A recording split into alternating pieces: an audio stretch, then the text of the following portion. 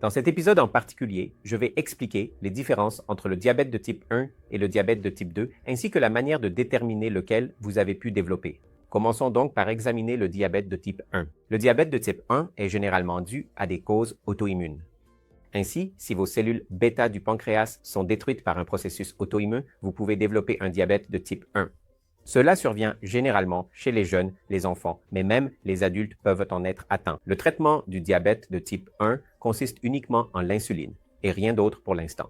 Passons maintenant au diabète de type 2. Le diabète de type 2 survient généralement chez les adultes, bien qu'il puisse également toucher de jeunes adultes, voire des enfants. Le diabète de type 2 est dû à l'obésité, à la génétique, mais aussi à des problèmes de mode de vie et à la résistance à l'insuline. Le diabète de type 2 peut être traité par des modifications du mode de vie, des médicaments oraux et parfois de l'insuline.